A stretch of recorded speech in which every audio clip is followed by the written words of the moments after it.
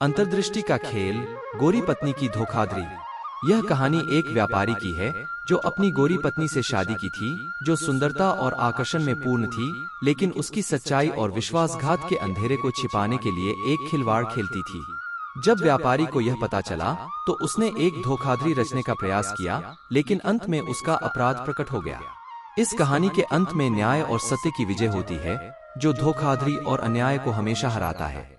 एक व्यापारी ने एक गोरी पत्नी से शादी की थी, जो पूर्ण सुंदरता और अनुग्रह, समरूपता और प्यारी महिला थी, जिससे वह पागल ईर्ष्या करता था और जिसने उसे यात्रा से रोकने के लिए सफलतापूर्वक प्रयास किया था। आखिरकार एक अवसर आया जब उसे छोड़ने के लिए मजबूर होना पड़ा। वह व्यक्ति बाजार गया और 100 सोने के सिक्के में एक तोता खरीदा, जिसे उसने अपने घर में डुएना के रूप में स्थापित किया, यह उम्मीद करते हुए कि उसके लौटने पर वह तोता उसे उसके पास मौजूद चीजों से परिचित कराएगी। उसकी अनुपस्थिति के पूरे समय के दौरान बीत गया, क्योंकि चिड़िया चालाक और धूर्त थी और जो कुछ उसने देखा और सुना था उसे कभी नहीं भूलती थी। अब उस व्यापारी की गोरी पत्नी को एक युवा तुर्क से प्यार हो गया था, जो उससे मिलने आता था और वह दिन में उसे दावत देती थी और रात में उसके साथ सोती थी।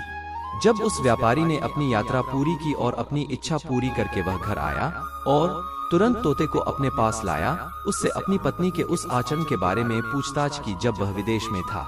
उस तोता ने कहा, तुम्हारी पत्नी का एक पुरुष मित्र है जो तुम्हारी अनुपस्थिति में हर रात उसके साथ बिताता है। इसके बाद व्यापारी बहुत क्रोधित होकर अपनी पत्नी के पास गया और उसे इतनी बुरी तरह पीटा कि किसी का भी दिल दहल जाए। उस महिला को संदेह हुआ कि दासियों में से एक अपने मालिक से बात कह रही थी। महिला ने उस दासियों को एक साथ बुलाया और उनसे उनकी पूछताछ की।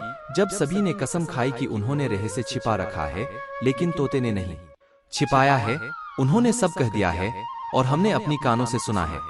इस पर महिला ने दासियों में से एक को पिंजरे के नीचे एक हाथ चक्की स्थापित करने और उसके साथ पीसने का आदेश दिया, और दूसरी को पिंजरे की छत के माध्यम से पानी छिड़कने के लिए कहा, और तीसरी को दाएं और बाएं चमकीले स्टील के दर्पण को चमकाते हुए इधर उधर पूरा रात दौड़ने के लिए कहा। अगली सुबह जब पति अपने एक दोस्त से मेहमाननवाजी करने के बाद घर लौटा तो उसने तोते को अपने सामने लाने को कहा।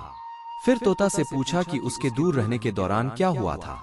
मुझे क्षमा करें, हे मेरे स्वामी, तोता ने कहा, अत्यधिक धुंध और रात भर चलने वाली गड़गड़ाहट और बिजली के कारण मैं न तो कुछ सुन सका और न ही कुछ देख सका।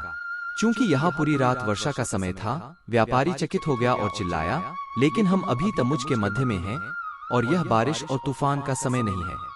अरे भगवान की कसम, तोता ने कहा, मैंने इन आंखों से वही देखा जो मेरी जीभ ने आपसे कहा था।